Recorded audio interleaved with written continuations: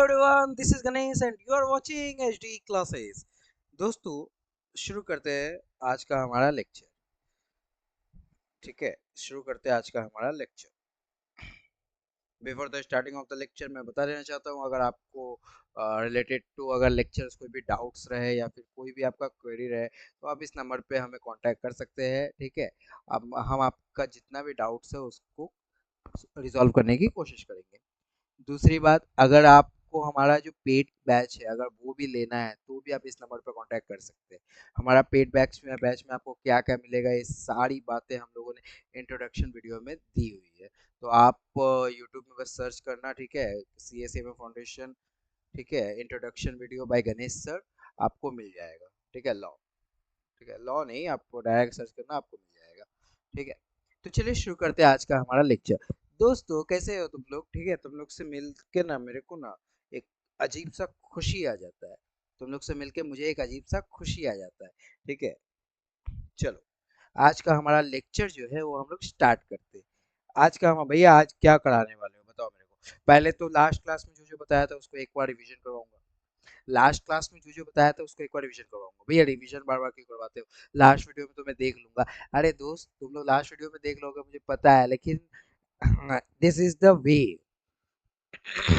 This is the way कि आप लोग किस तरह से इसी तरीका से आपको हर बार पढ़ना है। जब भी आप कोई नया टॉपिक करो, पुराने टॉपिक का रिवीजन करो, फिर नया टॉपिक से करो, फिर रिवीजन, फिर स्टार्ट, फिर रिवीजन, फिर स्टार्ट। इससे क्या होगा, आपका जो भी लाइक लर्निंग का इश्यूज रहता है, ठीक है, याद नहीं होता, उसको क्या होता है वो ऑटोमेटिक से रिटेन होने लगता है, वो ऑटोमेटिक से रिटेन होने लगता है। ठीक है, तो पहले जो मैंने आपको करवाया था वो सबको रिवीजन करवाऊंगा, उसके बाद आज का जो लेक्चर है वो हम लोग स्टार्ट करेंगे। ठीक है, डे वन में हम लोगों ने क्या पढ़ा था? अच्छा, मैंने अभी देखा है सिलेबस, तो मेरे को जहाँ तक दिखाई दिया कि सीए फाउंडेशन लोगों के लिए ये वाला है syllabus. I think CMA foundation का नहीं है, तो आप लोग सीएमए फाउंडेशन में हो तो प्लीज इग्नोर दिस। ठीक है, इग्नोर दिस। आपका जब सोगा या फिर इंडियन कॉन्ट्रैक्ट एक्ट ये सब वगैरह आएगा तो आप उस समय आ जाना लेक्चर देखने के लिए। अभी के लिए आप इग्नोर कर दो, अभी के लिए आप लोग जा सकते हो। अच्छा है ना, तुम लोग को एक भारी भरकम सिलेबस से मुक्ति मिल गया। चलो स्टार्ट करते हैं। भैया अभी हम लोग क्या पढ़ने वाले हैं? इंडियन कॉन्ट्रैक्ट एक्ट 1872 का रिवीजन करेंगे। इंडियन कॉन्ट्रैक्ट एक्ट 1872 का रिवीजन करेंगे। स्टार्टिंग लेक्चर में मैंने आपको क्या बताया था? स्टार्टिंग लेक्चर में मैंने आपको बताया था कि हम लोग का जो लॉ है वो किस तरह से बनता है। सेंट्रल गवर्नमेंट या स्टेट गवर्नमेंट को आर्टिकल परमिट करता है कि आप लोग लॉ बनाओ, और लॉ जो है वो ड्राफ्ट करता है। पहले ड्राफ्ट जब हो जाता है तो वो बिल बन जाता है। उसके बाद असेंट के लिए पार्लियामेंट एंड पार्लियामेंट में जाता है। पार्लियामेंट में जब एसेंट मिल जाता है तो उसका वो प्रेसिडेंट का सिग्नेचर हो जाता है, और इसके बाद वो ओजी यानी कि ऑफिशियल गेजेटिव में वो अपलोड कर दिया जाता है, और उसको हम लोग क्या बोल देते हैं, एक्ट। उस दिन से एक्ट जो है हमारे ऊपर एप्लीकेबल हो जाएगा। लेकिन भैया हमको, ठीक है, ये तो ठीक है।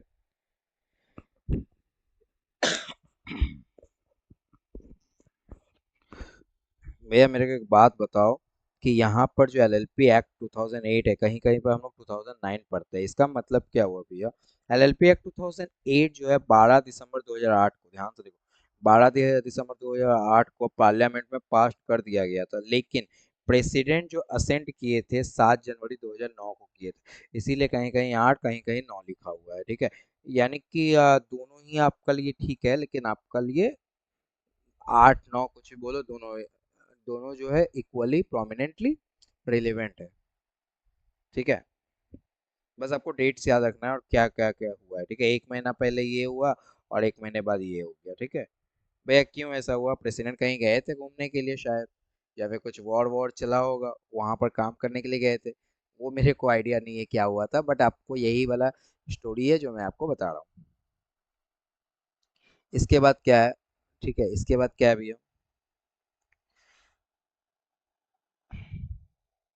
हाँ, इसका एप्लीकेबिलिटी जो है वो होल ऑफ द इंडिया में है, और एलएलपी एक्ट जो है उसका 81 से सेक्शन है और 4 स्केड्यूल्स है। 81 सेक्शन में 81 सेक्शन जो है वो ऑब्लिटरेटेड हो गया, यानी कि निष्कासित कर दिया गया है।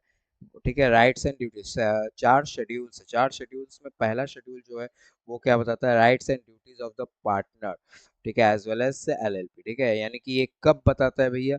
जब कोई एग्रीमेंट आपका बना हुआ ना हो। अगर आपका कोई एग्रीमेंट बना हुआ होता है तो आप उस एग्रीमेंट के हिसाब से चलते हो, लेकिन अगर आपका कोई एग्रीमेंट बना हुआ ना हो तो आप क्या करते हो, उस एग्रीमेंट के हिसाब से नहीं चल पाते हो, आप उस एग्रीमेंट के हिसाब से नहीं चल पाते हो। तो जो प्रोविजन है वो कहाँ लिखा हुआ है फिर?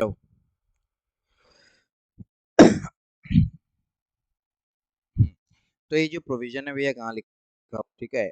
अगर मान लो फर्स्ट शेड्यूल क्या बोलता है, फर्स्ट शेड्यूल आपको बोलता है म्यूचुअल राइट्स एंड ड्यूटीज के बारे में, mutual rights and duties of the partner के बारे में, ठीक है, mutual rights and duties of the partner के बारे में। जबकि और ये कब होगा भैया, जब आपका कोई एग्रीमेंट पहले से ना दिया हो। सेकंड शेड्यूल क्या बोलता है भैया, सेकंड शेड्यूल कन्वर्जन के बारे में बात करता है। थर्ड शेड्यूल भी कन्वर्जन के बारे में बात करता है। फोर्थ शेड्यूल भी कन्वर्जन के बारे में बात करता है।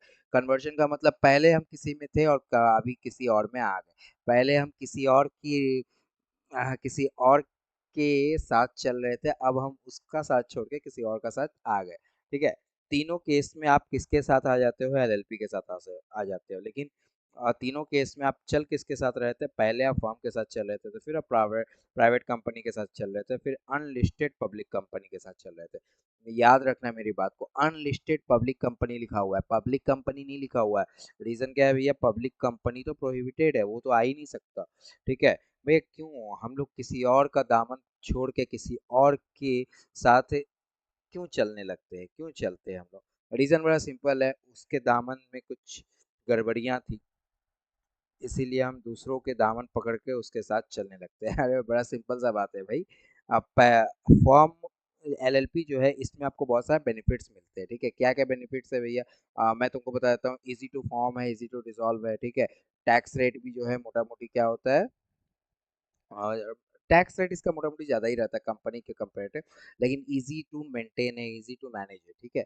तो इस केस में क्या होता है, अगर आपका इतना सारा, ध्यान से सुनो मेरी बात सुनो तुम लोग, अगर तुमको इतना सारा बेनिफिट्स मिलेगा, अभी हम लोग पढ़ेंगे क्या क्या बेनिफिट्स और है, ठीक है। तो इतना सारा बेनिफिट्स मिलोगे तो सब लोग बोलेगा कि मैं एलएलपी फॉर्म करना चाहता हूँ।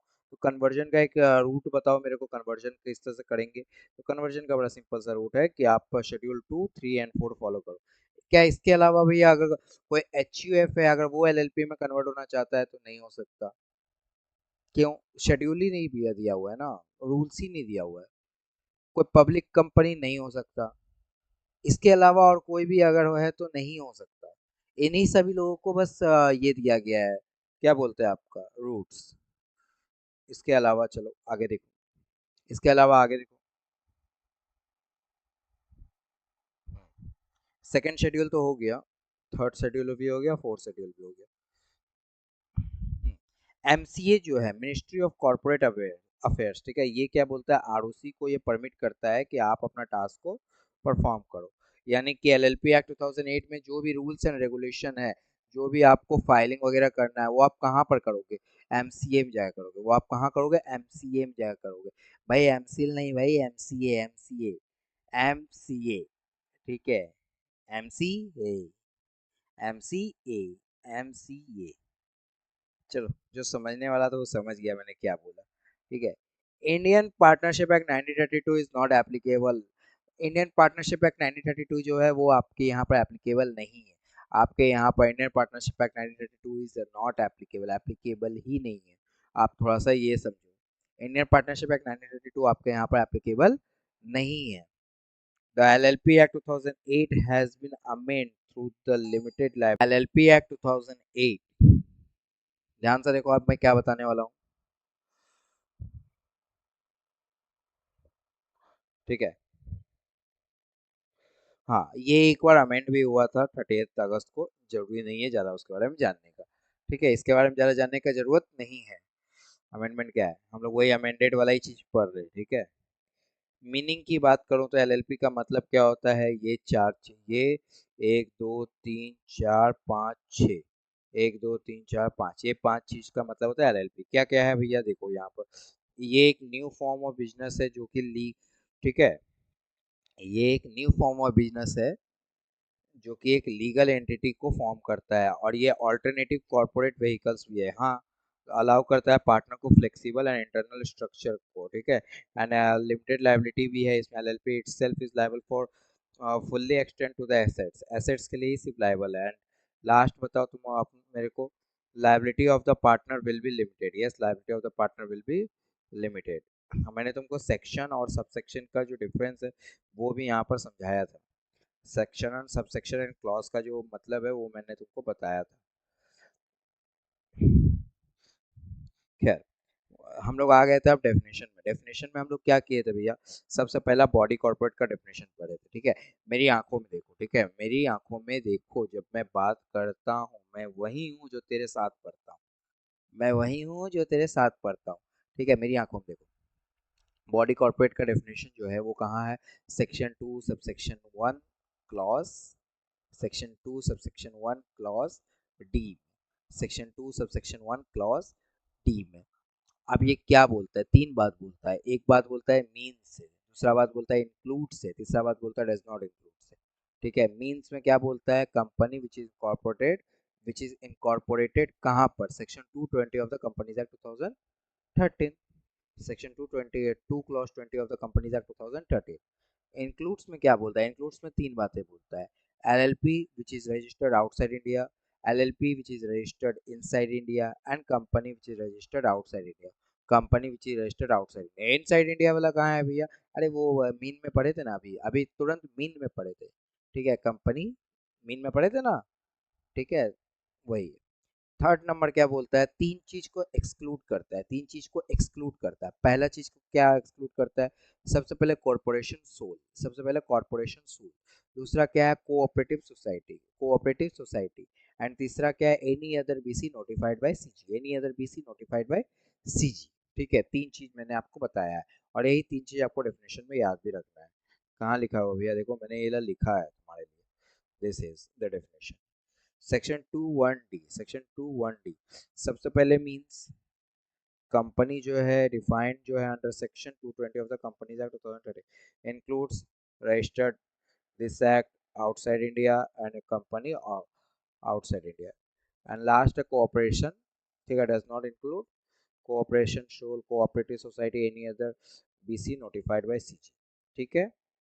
सेक्शन 21 ये डी खत्म हो गया।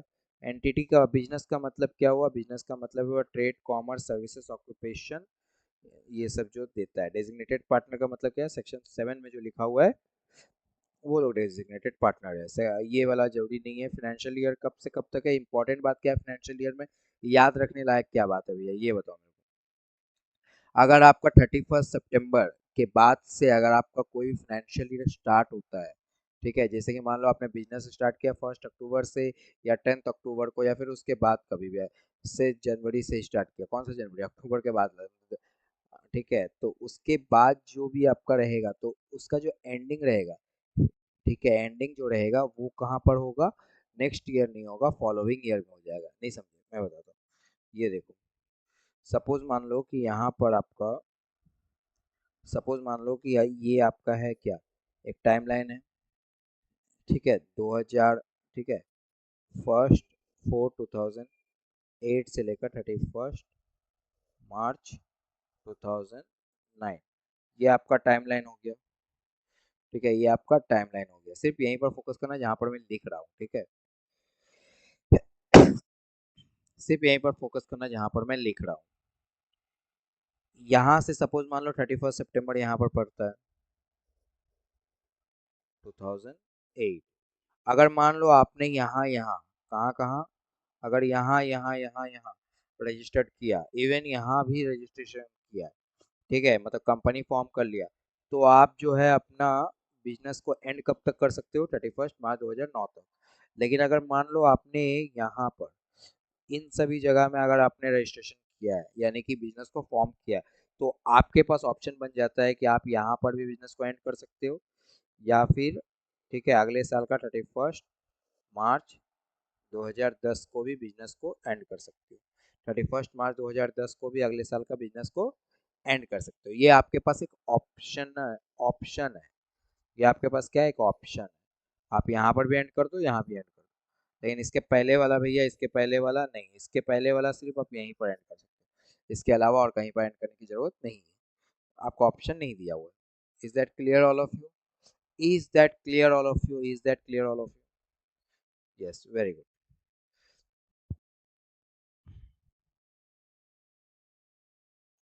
आगे पढ़ो।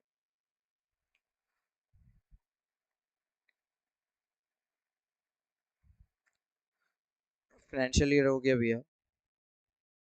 हाँ फाइनेंशियल ईयर तो हो गया। इसके बाद क्या है भैया, इसके बाद है हम लोग का फॉरेन एलपी। फॉरेन एलपी का मतलब क्या हुआ, any other LLP which is incorporated outside India but having the place of business in India. Any other LLP which is incorporated outside India but having the place of business in India. Any other LLP which is incorporated outside India but having the place of business in India. Yes, उसका place of business या establishment बोलो वो India में है, लेकिन वो incorporated जो हुआ है वो एलएलपी एक्ट 2008 के अंदर नहीं हुआ है।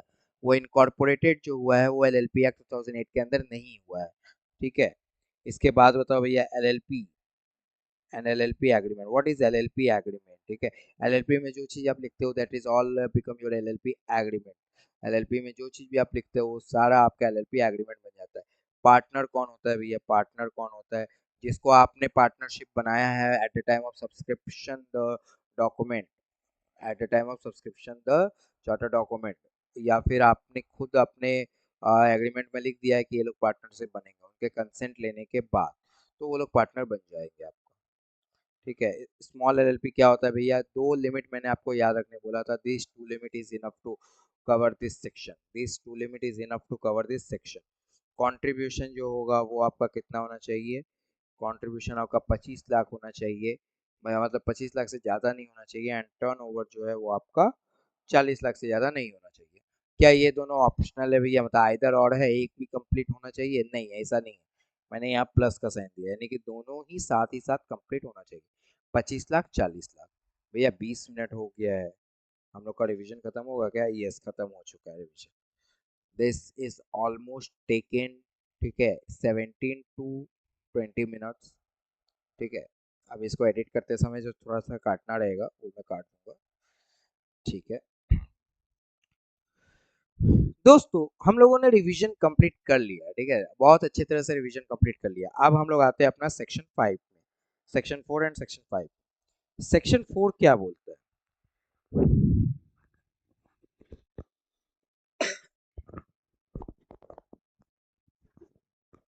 सेक्शन 4 जो है वो क्या बोलता है, आप थोड़ा देखो। सेक्शन 4 हम लोग को बोलता है कि आपका जो इंडियन पार्टनरशिप एक्ट 1932 है ये आपका एप्लीकेबल नहीं होता है एलएलपी में। वाह, कितना मजा वाला बात बोला। अरे भाई ऊपर में ही तो पढ़ के आए थे कि एप्लीकेबल नहीं होता है, फिर से बोल दिया। हाँ, ये लोग घुमा घुमा के एक ही बात बार बार बोलेगा, ठीक है, एक ही बात बार बार ये लोग घुमा घुमा के बोलेगा। ऊपर में ही तो पढ़े थे कि एप्लीकेबल नहीं होता है। इसके बाद क्या है? कोई भी इंडिविजुअल या बॉडी कॉर्पोरेट, ठीक है, कोई भी इंडिविजुअल या बॉडी कॉर्पोरेट, देखो, पार्टनर बनने के लिए आपको क्या चाहिए? पहला तो आप इंडिविजुअल होना चाहिए या बॉडी कॉर्पोरेट होना चाहिए। बॉडी कॉर्पोरेट मतलब भैया जो इंडिविजुअल नहीं है, मतलब जो हम लोग जैसा नहीं है। इंडिविजुअल मतलब इंसान, इंसान। एंड बॉडी कॉर्पोरेट मतलब मशीन भी हो सकता है, कोई कंपनी भी हो सकता है, कोई फर्म भी हो सकता है, कोई एलएलपी भी हो सकता है, कोई अगर मान लो कि एचयूएफ है, एचयूएफ नहीं बन सकता, ठीक है, एचयूएफ नहीं बन सकता, वो बॉडी कॉर्पोरेट में नहीं आता है। ठीक है। ये सब लोग बन सकता है, कोई फॉरेन नेशन है, ये सब लोग भी बन सकता है। पीआर है, पर्सन रेसिडेंट इन इंडिया या पर्सन रेसिडेंट आउटसाइड इंडिया, ये सब लोग भी बन सकते हैं, ये सब लोग भी बन सकते हैं। लेकिन मेरे को एक बात बताओ, यहाँ पर इम्पोर्टेंट क्या है? इम्पोर्टेंट है ये तीन वर्ड। अगर आप इंडिविजुअल्स की बात करो तो इंडिविजुअल्स ये तीन चीज नहीं होने चाहिए। मैं बताता हूँ तुमको कैसे। अगर मान लो कि ये देखो, मैं यहाँ पर लिखता हूँ कुछ, तुम लोग थोड़ा सा ध्यान से गौर करना, ठीक है, तुम लोग गौर करना, बहुत इंपॉर्टेंट बात बता रहा हूँ। अगर आप मान लो पार्टनर हो, अगर आप पार्टनर बनना चाहते हो तो कौन कौन बन सकता है? एक इंडिविजुअल जो है वो बन सकता है, एक बॉडी कॉर्पोरेट जो है वो बन सकता है। अगर आप इंडिविजुअल हो, अगर आप क्या हो, अगर आप इंडिविजुअल हो तो आप बन सकते हो, आप अगर बॉडी कॉर्पोरेट हो तो भी बन सकते हो। बॉडी कॉर्पोरेट को साइड में रखो, ठीक है, इंडिविजुअल जो है बस डज नॉट, ठीक है, इंक्लूड,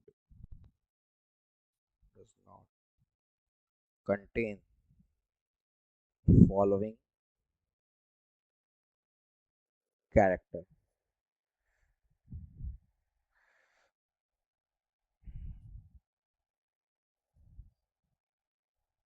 फॉलोइंग कैरेक्टर को कंटेन नहीं करो, या फिर ये जो फॉलोइंग मैं जो लिख रहा हूँ ये सब लोग जो है क्या नहीं बन सकते, ये सब लोग पार्टनर नहीं बन सकते, आइदर वो लोग इंडिविजुअल है तो भी नहीं बन सकते।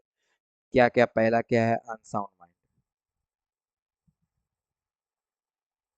भैया अनसाउंड माइंड, हाँ, कोई भी पागल आदमी पार्टनर नहीं बन सकता। सोचो थोड़ा, तुम अगर पागल आदमी को अगर पार्टनर बनाओगे तो वो क्या बोलेगा, तुम बोलोगे अरे ये काम कर दे क्या, मतलब ये जो बिल है वो क्या पास कर दे, बोलेगा हाँ कर दो। तुम बोलोगे, वो फिर बोलेगा नहीं कर, अगर सपोज मान लो किसी टाइम वो नहीं बोलेगा, तुम क्या बोलोगे, एक थप्पड़ कान का नीचे लगाओगे, बोलोगे "ए, करना है तो बोल", बोलेगा हाँ कर दो। ठीक है, तो पागल आदमी को आप लोग नहीं बना सकते। ठीक है। दूसरा, दूसरा क्या है, जो इंसॉल्वेंट है, जो क्या है, इंसॉल्वेंट है, जो इंसॉल्वेंट है उसको भी आप पार्टनर नहीं बना सकते। यानी कि इंसॉल्वेंट का मतलब क्या होता है भी यार, इंसॉल्वेंट का मतलब दिवालिया हो गया। क्या हो गया, दिवालिया हो गया।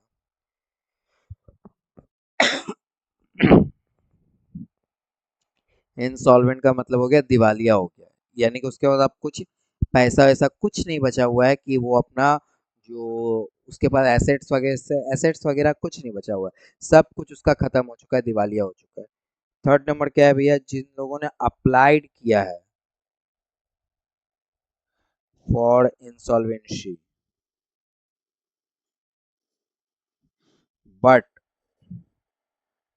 ठीक है, एप्लीकेशन इज स्टिल पेंडिंग। अगर मान लो किसी ने अप्लाई किया है कि नहीं अब मैं इंसॉल्वेंट बन जाऊंगा, मेरे को कुछ लाइक लोन वगैरह ज्यादा चढ़ गया है, ठीक है, तो आप अगर मान लो इंसॉल्वेंसी के लिए अप्लाई भी कर देते हो तो उस केस में भी आप इंसॉल्वेंट हो। एक तरह से माना गया कि आप इंसॉल्वेंट हो जाओगे, जब भले ही क्या हुआ, भले ही आपको स्टिल पेंडिंग है, आपका एप्लीकेशन अभी तक कंप्लीट नहीं हुआ है, ठीक है, लेकिन फिर भी आपको मान लिया जाएगा कि आप इंसॉल्वेंट हो। ठीक है, और आपको किसी भी तरीका से कोई भी पार्टनरशिप बनने का बेनिफिट नहीं मिलेगा। समझ में आया आपका? मिनिमम कितना पार्टनर होना चाहिए भैया, मिनिमम तो दो ही होना चाहिए, मैक्सिमम कितना होना चाहिए भैया, बताओ। मैक्सिमम कितना होना चाहिए, अनलिमिटेड। ठीक है, अनलिमिटेड। ये देखो, एटलीस्ट दो होना चाहिए, और रिड्यूस अगर मान लो दो से हुआ, it's very important, it's very very very important. Suppose मान लो हम दो पार्टनर थे, एक्स एंड वाई। सपोज मान लो हम लोग एक्स एंड वाई जो है वो दो पार्टनर थे, एक्स मर गया, खत्म, कहानी खत्म, वाई अकेला पार्टनर है। अब ठीक है, 9 महीना बीत चुका है, 9 महीना पास्ट अवे हो चुका है, ठीक है, 9 महीना बीत चुका है, स्टिल ये अकेला पार्टनर है। तो इसके बाद, ठीक है, तो 6 महीने के बाद, ये जो 6 महीना है, 6 मंथ के बाद ये जितना भी एक्शन हुआ है, इसके लिए लाइबल कौन है 9 महीने तक, ठीक है, ये इंडिविजुअली लाइबल है, इंडिविजुअली लाइबल है। कौन, वाई, वाई जो है वो इंडिविजुअली लाइबल है, कोई भी और उसका लाइबिलिटी कंटेन नहीं करता, कोई भी और जो है उसका लाइबिलिटी कंटेन नहीं करता। आपको समझ में आ रहा है मेरा बात, नहीं समझा, समझ में आया या नहीं समझे? कोई भी जो है उसका लाइबिलिटी जो है वो कंटेन नहीं करता। यार पूरा कट गया है।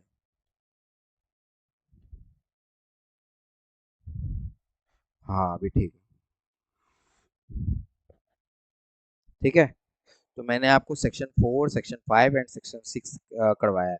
भैया ये सारा सेक्शन याद करना जरूरी है क्या? नहीं, याद करने का कोई जरूरत नहीं है, बस आपको सेक्शन के अंदर की जो पॉइंट है वो याद होना चाहिए। सेक्शन 4 में मैंने आपको क्या करवाया है ये सब। सेक्शन 4 में मैंने आपको बताया कि इंडियन पार्टनरशिप एक्ट 1932 जो है वो एप्लीकेबल नहीं होता एलएलपी एक्ट में। इंडियन पार्टनरशिप एक्ट 1932 का कोई भी प्रोविजन एलएलपी एक्ट में एप्लीकेबल नहीं होता। क्यों नहीं होता यार? उसमें कुछ गलतियां थी तभी तो एलएलपी एक्ट आया, उसमें तो कुछ गलतियां थी तभी एलएलपी एक्ट आया।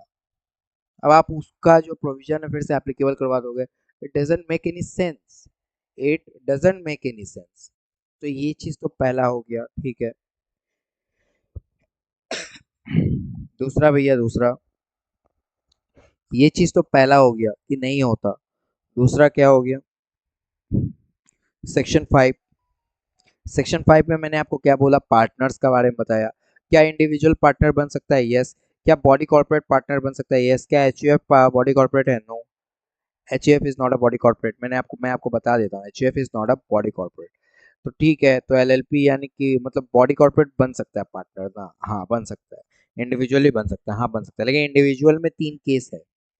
It's very important. इंडिविजुअल में 3 केस है। पहला केस क्या है? अनसाउंड माइंड यानी पगला हो गया। दूसरा केस क्या है? इंसॉल्वेंट हो गया।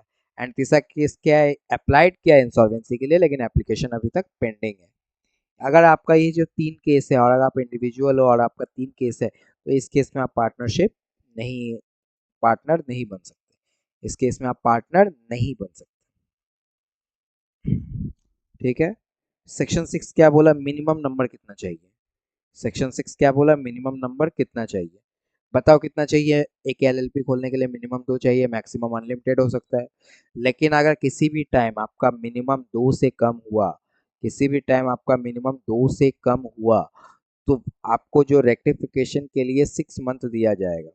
कितना मंथ दिया जाएगा? देखो यहाँ पर टाइम लिमिट याद करना बहुत इंपॉर्टेंट है तुम लोग के लिए। रेक्टिफिकेशन के लिए कितना दिया जाएगा? रेक्टिफिकेशन के लिए 6 मंथ दिया जाएगा। अगर आपने इस 6 मंथ में भी अपने आप को रेक्टिफाई नहीं किया, अगर आप पार्टनर नहीं बने, लाइक मतलब दूसरे पार्टनर को नहीं लाया, मोर देन 1 नहीं किया, तो जो अकेला पार्टनर है ना, वो सेपरेटली इंडिविजुअली लायबल हो जाएगा उसके सारे एक्ट के लिए। यानी इंडिविजुअली लायबल होगा मतलब भैया, अगर उसने कोई भी रॉन्गफुल एक्ट किया है, फिर कुछ भी गलती आया एलएलपी की तरफ से भी, तो एलएलपी लायबल नहीं होगा, तुम ही सिर्फ लायबल होगा। कौन लायबल होगा? सिर्फ तुम ही लायबल होगा। समझ में आया मेरा बात? नहीं समझा? 3 section is very very very important section.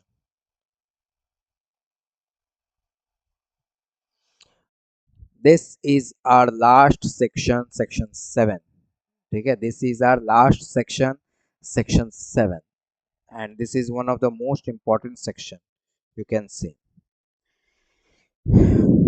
भैया क्या मजाक कर रहे हो? नहीं मजाक नहीं कर रहा हूँ यार, ये सारा इंपॉर्टेंट है। ये वाला बस थोड़ा सा और अच्छा से याद रखना जरूरी है। डेजिग्नेटेड पार्टनर डीपी कौन होता है? आपको पता होगा कि मैं आपको एक बताता हूँ। जब भी आप कोई भी बिजनेस करते हो, कोई भी आप बिजनेस करते हो, ठीक है, आपने कोई भी बिजनेस किया, ठीक है, आप देखोगे एक आदमी होता है जो पैसा देता है और दूसरा आदमी जो है वो काम करता है।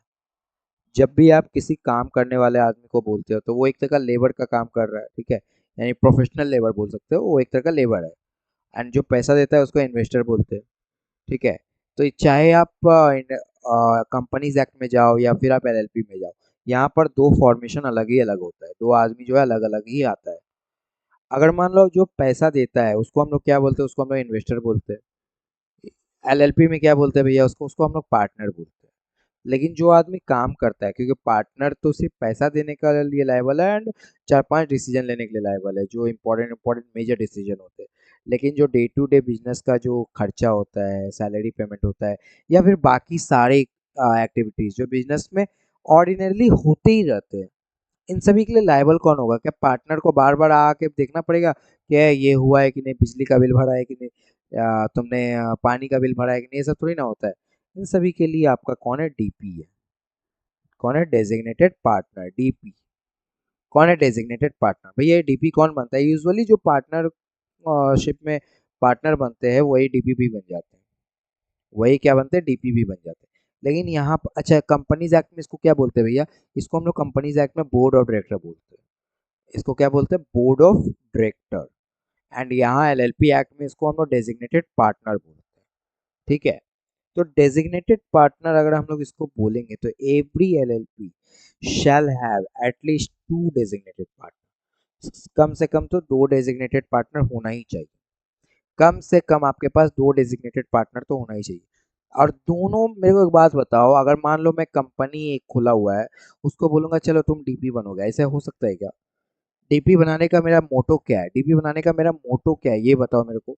मेरा डीपी बनाने का सिंपल सा मोटो है, डे टू डे बिजनेस को परफॉर्म करे। अगर कंपनी है तो थोड़ी ना वो खुद से बिजनेस परफॉर्म करता है, वो तो एक आर्टिफिशियल लीगल पर्सन है ना। हाँ या ना? अगर वो एक आर्टिफिशियल लीगल पर्सन है और वो खुद से बिजनेस को परफॉर्म नहीं कर सकता, तो उसको डीपी बनाने का कोई फायदा है? लेकिन कंपनी पार्टनरशिप तो बन सकता है, मतलब पार्टनर तो बन सकता है। हाँ, लेकिन डीपी नहीं बन सकता। तो यहाँ पर भी वही बात बोलता है, दोनों जो है वो इंडिविजुअल होना चाहिए। लेकिन एक बात बताओ मेरे को, दोनों इंडिविजुअल है, क्या बाहर का कोई आदमी आके बन सकता है कि यहाँ पर डीपी? यस। अगर मान लो कि उसने कोई कंप्लायंस नहीं किया है, फिर उसने कुछ घोटाला किया, वो चुपचाप टिकट पकड़ेगा, भाग जाएगा, तो हम किसको पकड़ेंगे? इसके लिए एक आदमी तो इंडिया में रहना चाहिए। हाँ, तो यही बोला है, कम से कम एक आदमी जो है वो रेसिडेंट होना चाहिए। रेसिडेंट का मतलब क्या होता है भैया? More than equal to 120 days. More than equal to, ठीक है, 120 डेज। कम से कम आपका 120 दिन जो है, यहाँ देखो लिखा हुआ है, आप रहो इंडिया में। दोनों में से कोई एक, अगर मान लो दो पार्टनर है, दोनों में से कोई एक जो है वो इंडिया में ठीक है, नॉट लेस देन 120 दिन रहेगा। नॉट लेस देन मतलब 120 दिन से कम नहीं रहेगा। यानी 120 दिन रह सकता है कि हाँ रह सकता है, 121 दिन रह सकता है कि हाँ रह सकता है, यानी कि more than equal to 120 days वो अगर रहेगा तो वो रेसिडेंट कहलाएगा। ठीक है, इंडिया में। ठीक है, नहीं समझा? लेकिन अगर मेरे को एक बात बताओ, पार्टनर जो है, इट्स वेरी इंपॉर्टेंट, आपको ध्यान देना होगा। अगर मेरे को एक बात बताओ, अगर जो मेरा पार्टनर है, वो जो मेरा जो पार्टनर है वो दो कंपनी है, सपोज मतलब रिलायंस एंड टाटा, ये दोनों मिलके एक पार्टनरशिप एलएलपी बना दी है, तो ये दोनों तो कंपनी है। हाँ, ये दोनों तो कंपनी है, और इन लोगों ने जो एलएलपी बनाया, समझो थोड़ा सा, उसमें तो डीपी कौन होगा? उसमें तब डीपी कौन होगा? हाँ, तो कोई और नहीं, इनमें से कोई एक अपना नॉमिनी जो है वो अपॉइंट करेगा, या फिर आप उसको रिप्रेजेंटेटिव भी बोल सकते हो, एजेंट वगैरह वो सब अपॉइंट करेगा, तो वो लोग क्या बन जाएगा? ठीक है, यहाँ पर नॉमिनी ही लिखा हुआ है, वो डीपी बन जाएगा अगर कोई बॉडी कॉर्पोरेट अगर है तो। ठीक है, वो लोग अपना नॉमिनी अपॉइंट करेगा। समझ में आया? सेक्शन 7 में हम लोगों ने क्या पढ़ा भैया? तीन बात पढ़ा। सबसे पहला, कम से कम दो लोग चाहिए और दोनों इंडिविजुअल होने चाहिए, और उनमें से एक जन जो है वो रेसिडेंट होना चाहिए। अगर मान लो कोई बॉडी कॉर्पोरेट ही सिर्फ है, ऑल पार्टनर जो है वो बॉडी कॉर्पोरेट है सिर्फ, ऑल पार्टनर जो है वो क्या है? बॉडी कॉर्पोरेट है। तो क्या करेंगे? तो ज़्यादा कुछ नहीं करेंगे, अगर सारा पार्टनर बॉडी कॉर्पोरेट है तो उसका नॉमिनीज को ले लेंगे और डीपी बना देंगे। और ऐसे हम 120 दिन का मतलब क्या है ये बताओ तो? ये रेसिडेंट ऑफ इंडिया का मतलब क्या है? 120 दिन आपको रहना होगा, या उससे ज़्यादा भी रह सकते हैं। ठीक है, यहाँ से हम लोग नेक्स्ट क्लास में पढ़ेंगे। आज के लिए इतना ही, उम्मीद करता हूँ आपको वीडियो अच्छा लगा होगा। अगर वीडियो को अच्छा लगा है तो आपको लाइक शेयर सब्सक्राइब जरूर करके जाना है। ठीक है, नेक्स्ट लेक्चर में हम लोग फिर से इसका एक क्विक सा रिवीजन करेंगे और स्टार्ट करेंगे हमारा, मतलब आगे कंटिन्यू करेंगे। ये खत्म हो जाएगा उसके बाद देखता हूँ एक मज़ेदार टॉपिक स्टार्ट करूंगा। ठीक है, मिलते हैं नेक्स्ट वीडियो में, तब तक के लिए keep learning keep watching. Thank you friends, thank you very much to all of you.